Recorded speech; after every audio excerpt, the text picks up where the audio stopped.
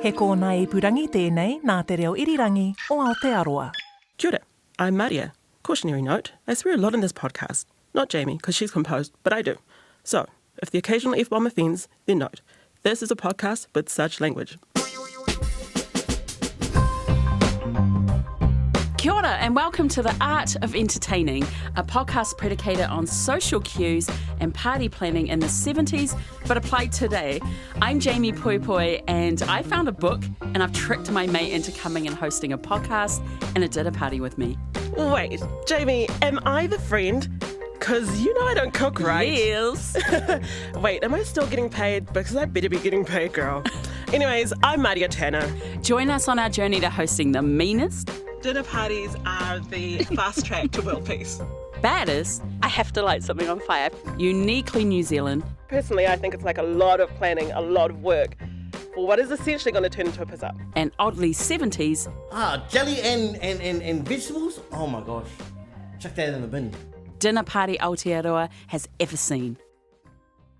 Well, actually, I wondered when you first contacted me if it was a money-grubbing scheme, if you were out for my money. If I was scamming you. Who's that lady, Jamie? I'm glad you asked. That's Jacqueline Steinkamp. She's the author of the book New Zealand Practical Guide to Party Planning. It's a how-to guide on hosting a formal dinner that was written in the 70s. And I've got a copy. You've got a copy, girl. Okay, but first, 2 questions from me to you. Number 1, Jamie, have you ever done a podcast? No. Okay. And have you ever hosted a dinner party? Ish. So I'm coming in new. Coming in hot, man. Oi, I'm coming in new. How about you? Throwing it back to you. No to both. I've done no. So we both haven't done this. Strong start, you know? Okay. I mean, it's a how-to guide. That kind of, I feel like we fit who this is made for. Right, like this book was written for people like you and I who have Yes. no experience in this field. If only there was a book on podcasting. Right. So, Jamie, Yeah. we're going to make a podcast about the book and put on a dinner party. I think that's the plan. That's the plan. Review the book, put on a dinner party. Success. Success. Let's do it. So we've taken a quick look at this book. Do you want to give us a quick breakdown of what's inside it? What's in the book? Absolutely. So the author, Jackie, she goes into detail and gives us different chapters on all the sort of categories that it would take to host a successful dinner party. Yeah. And she's very detailed on it. So she has a chapter about the types of guests that you need to invite to this dinner party, how you would go about inviting them. There's a chapter on menus, like different menus that you would serve during summer and or winter, because of course you're doing parties It's in New both Zealand. seasons, right? There's a very thick chapter on just alcohol alone. Great. There's also a chapter on games. So it's as you can see, it's quite detailed, and she gives us basically a guide on how to do this, just in the hand, Jamie. Yeah, I think what's really standing out to me with this book is the detail. Yes, So specific, and we'll definitely get into that. right. What I want to know, Jamie, is how on earth did you get this book? It's so obscure. Yeah, okay. Yeah, the book was written in 1973. My partner was helping my friend pack down their mum's home and came across this book. And my partner's a cook, like a very good cook. And so they were reading it, and it's because of the detail in it, it was hilarious to them that she asked if she could have the book. Sure. Yeah. And then you came down to Wellington, you were staying at my house, and then we were talking about podcasts that we would love to do.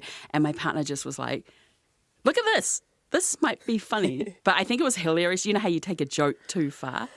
I think the joke was us trying to do this because it's... Oh, 100. Like, yeah, we're outside of our comfort zone. So the book actually belonged to our friend's mum, Anna Boyd. Yeah. It's a gift to us now. It's a gift. The formal dinner is a dinner party. It's the acme of sophisticated entertainment. And a formal dinner is, without doubt, the greatest test of a hostess's powers of organisation. I quite like Jamie, how the idea for this podcast came about, because obviously this book had been absorbed into your library at home from a friend. My library. Yeah, your library Fancy. was like a shelf. Yeah. Okay, you don't have to go at me like that, but yeah. go on. But then we made a joke. So we're at your place, sitting on the couch, making jokes one night, and then we took this joke a little too far, I feel. Yeah, and everyone else that heard it also thought it was funny at the idea of us hosting a party. Which says something about our friends, Yeah. if you know what I mean. And so we're like, maybe RNZ would find it funny too. Right? So ultimately that's landed us right here doing this podcast today and attempting to put on a dinner party for 20 people. Yeah, we're standing at RNZ right now. We got our headphones on and we're in it. We're in it now. Jamie, do you recall when we found out that we got funded? Do you remember that Zoom call that we had? Oh, yes. I think, we were shocked. Now's the perfect time, I think, to share. We got funded. We did. Someone's going to give us money to do this podcast. Who's going to host it? Dude, you and me. Have you hosted before? Not once before. I'd pay to see that. You'd see yourself. Okay. Who's your target audience? So now that we've got the book in our hands, Jamie, we can leaf through all the pages. I think it's only fair to say that we want to see the mastermind who wrote the book. Oh, we have to, because there's so much information in here. There's so much detail. Even the cover of this book, like, so good. It's so 70s. The guy is wearing a shirt that matches the wallpaper. Like, this book is a vibe. Absolutely. But more than that, I think at the top of our minds, we just want to know why she wrote a book on this topic. Was New Zealand having trouble hosting parties in the 70s? Need guidance in the 70s? Next year will be 50 years ago that this book came out. And so we were like, we have to try and see if we can find Jackie. Yes. So what we did is... It was quite a hunt. It was quite a hunt to try and find her. It was a hunt to try and find Jackie. So we, like most people, we reached out, we just jumped online to try and find where or how we could find the author, Jackie. Yes, we Googled her name, and then we found she had actually written a lot of books. Like in her name. A lot of material. She was a really accomplished author. But this was the only book that was kind of in this party vibe. Like, everything else was very, what would you say? Oh, it's very, like, serious writing. Like, honest writing, yeah. She wrote a book on ME, which is chronic fatigue. She also wrote a number of articles for The Listener. She had worked overseas. That's right. She'd done a lot of research into climate change. Yeah. Mind you, this is back in the 70s when the idea of climate change was quite new and like quite progressive. And then there was this party planning book. Exactly. This one book that is quite fluffy. So we weren't comparison. we weren't even sure if we had the same person. Yeah. So what we did is we reached out to the publishers. But they had shut down. They weren't even around so anymore. it was like Whitcomb and Tomb back in the 70s that was bought out by Whitcoulls. So we went back there, they connected us with someone at Whitcoulls, and then they went back in the archive, and then they said they actually had no contact for Jackie. For Jackie at all, yeah. So then we went online, we went on Facebook, we reached out to some like kind of writing groups. And we got no response. Just constant dead ends. Yeah. But then I found in my stalking. If anyone needs any stalking advice, you should go to Jamie. Yeah, I'm not sure if I'm proud of that. But I found a Facebook page, and on that Facebook page it had her son, Hugo. Months later, Hugo gets in touch with me and tells me Jackie is in Christchurch. Jackie's alive. She's in Christchurch. Yeah. And she's very active on email. I emailed Jackie. I got a response the same day, and I lost my mind. So now that we're chatting to Jackie, we were like, we need to go to Christchurch. And so we asked her if we could come down and meet her. That's right. And her reply was, sure, I'd love to, if I'm still alive. What was your first thought when you realised, oh my gosh, someone from 2022 has picked up this book that even I've forgotten about and wants to wants to attempt this? Well, actually, I wondered when you first contacted me if it was a money grubbing scheme, if you were out for my money. if I was scamming and you. Then I thought of how much money I've got, and you wouldn't be going very far on it. Oh, you thought I was scamming you. And then I thought, well, no, but people don't get copies of that ancient book to prove they're honest. They're trying to prove something else. So I replied to you. I'm very happy you took a chance and replied to me. And I can confidently say that Jamie and I are not scammers. We're just two random people who found your book. Thank you. Can you tell us a bit about Paris from a kitchen window? Oh, You wrote I that. loved Paris. I loved the French. But I'd gone to Paris as secretary for an English novel writer who wanted to go to Paris to escape English income tax, which I was also endeavouring to escape. Going down, as I did almost every day, to have a cup of coffee on the Champs-Élysées, and listening to the French talking, and what they talked about, I thought was far superior to what the English talked about, which was rugby and beer. But there were the French talking about politics and music and the opera. There was a wonderful opera house in Paris, and I used up my week's pay almost every Saturday going to the opera, which was heaven.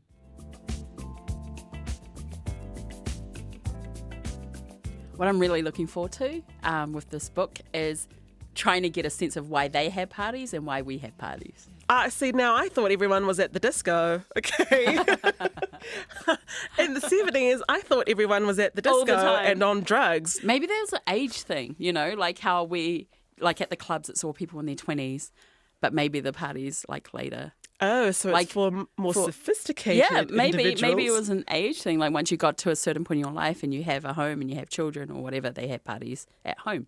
I guess we have dinner parties because there's a need and a desire to socialise and connect with other people. And I think that's true of whether or not you're a more sophisticated individual of the 70s or just Jamie hanging out with her mates having dinner on her coffee table.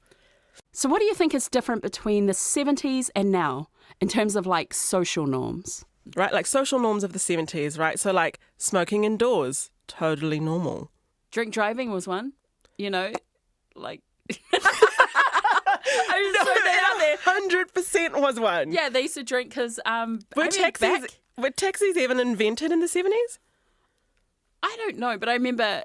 I didn't grow up in the 70s, but I remember when I was growing up, there was cars that didn't even have seatbelts in our town. Like everyone... Just to establish, I was not born in the 70s. I was not born in... Like, I don't know, it might have been different. I grew up in a small town down south called Matota. Everyone drove like the big Fords, the Hondas, the Valiants. So even when I was growing up, all those big giant cars, they didn't even have seatbelts. Mean. No, Like there's a little bit of horror on my face because I'm imagining these sound like large vehicles, right? And then I'm imagining like really inebriated individuals behind these large... that's where I'm trying to get to. Yeah. I'm taking the longest way to get to there. That's okay. We can do it. I'm on the journey with you. Take me on a journey, Jamie. I want to ride in your big fucking pickup. So dinner parties. Dinner parties are what we're here for. People drunk and drove home in big cars, is what I'm trying to say. That didn't have seatbelts. Yeah, I think we're not. I don't know if we're still doing this, but I think like swingers parties were a big thing in the 70s. I don't know. I think they were. I think like people really were into that. But I don't think we're doing that anymore, or it's not really a dinner party. It's not this party. But I agree with you. Like, that feels like it's a thing. Like, they used to have the bowl where everyone threw their keys in. Yeah. Yeah. Season 2.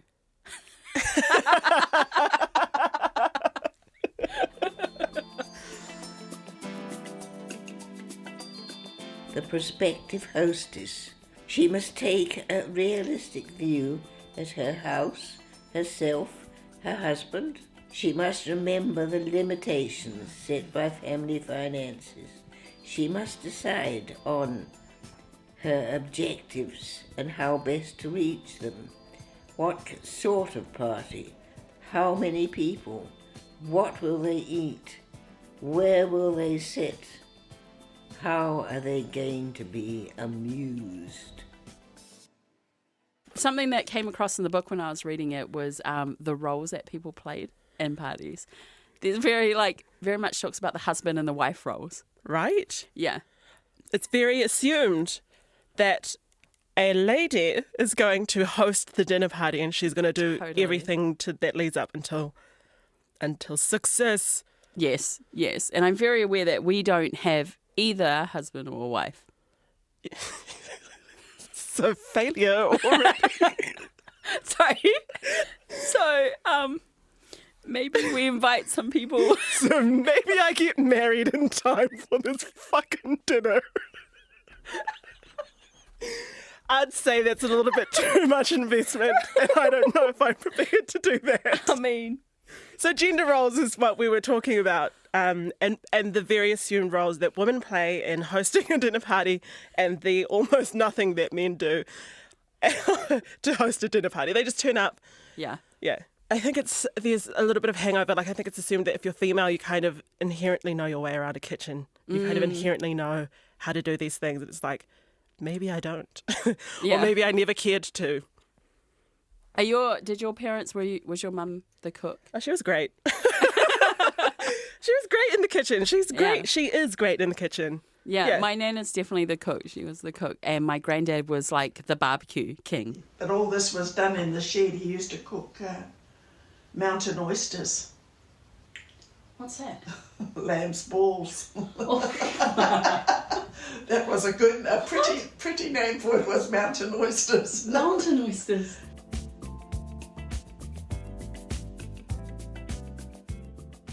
So in our topic for, we're looking at going down the rabbit hole and looking at all the twists and turns that can happen with a 70s party.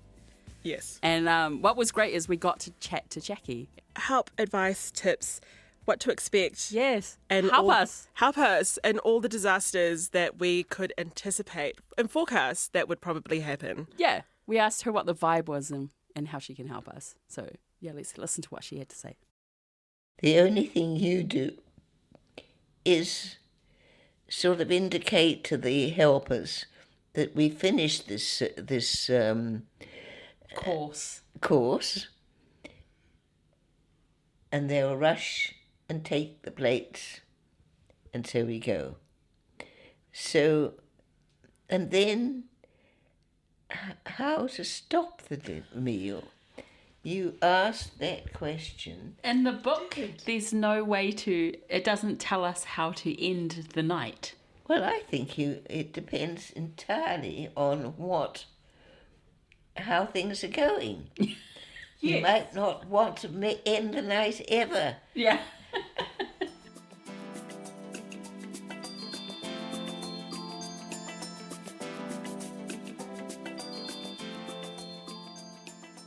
So, Jamie, seeing as we are doing this, I think we should definitely have a think about what could possibly go wrong. I need to know what is at the top of your mind or racking your mind right now on what could go wrong. Everything. I don't know. I'm kind of I'm incredibly optimistic. I think this is going to be great. Well, you're rolling your eyes at me. Sorry to be the rain on your parade, but I think that everyone is going to leave completely starving. Okay. No. They're going to be absolutely drunk, right? Yeah. They're going to be drunk, starving, and I think one of us is going to be in tears by the end of the night, okay? And I feel like it's probably going to be me because you're so calm and collected about this and looking forward to it. So that's what I am anticipating. Oh my gosh, or worse, Jamie. What? What if nobody came to our party? What if we were that kid who was like, come to my birthday party and nobody came? Because we need to film the party. I was going to say, it's fine. It's a podcast. No one will see. We can keep going. Oh, yes. We could just pretend to be our That's own even guests. sadder. That's worse, Jamie. Okay, so now I have a new... That's true. That's more important than the food. It's way more important than the food. You're like, because you're there to host a party. What if you have no guest to host? That's okay. Now that's my fear, because also I'm not from Auckland. That's like right. I'm not even at home. Like I'm visiting, and so I don't know a lot of people. So Jamie, Yeah. why are we even doing this? For the money and the fame. Oh my gosh. No. I just think it would be a good chance to like go back in time, a little time capsule into New Zealand and recreate that, you know? Go back to the 70s, get the vibe. You're rolling your eyes at rolling me. my eyes. It's going to be cute. It's going to be cute. Sure. It's going to be a lot of All work. right, why are you doing this? Okay, because my friend scammed me into doing a podcast and a dinner party. That's why. It's going to be fun. It's going to be It fun. will be fun. Do you know what? We're lucky. We're going to be fine. We're lucky. Jackie has prepared us with people we need to invite. So we know exactly the type of people we need to invite. She's very detailed in this book. Great. So we will get into that because just to give a little, just a little sneaky, we have to have a poet. She mentions a poet, a banker. We already know someone's husband is going to be there. So I think we're good. We're in good hands. Jackie has thought of it. She's thought it through. She's thought it through in She's thought case it this through. ever happens. Golden. Okay, so that's the insurance. That's the insurance. Yeah, Great. we'll find these people. We're all good. So, Jamie. Yeah. Do you still want to do this? Are we going to do this? Are you keen? I'm going to be keen for you. Okay. That's enough for me to do it. Great. Okay. So over the next 10 episodes, we are going to take each chapter of the book and we're going to go into depth and get tips on what we need to do to host a 70s dinner party. Absolutely. And we're also going to bring in some guests That's to help right. us. Some friends along the way to help us out because we need all the help we could possibly We need get. all the help. The Art of Entertaining is produced and presented by Jamie Poipoi and Maria Tanner. The executive producers are Tim Watkin, Justin Gregory, and Katie Gossard. Blair Stagpool is our producer and audio engineer. Music by Tehima Bennett, and shout out to the absolute goat, author Jacqueline Steinkamp. And also Anna Boyd. Listen to us on Apple, Spotify, and wherever you get your podcasts. And of course at rnz.co.nz.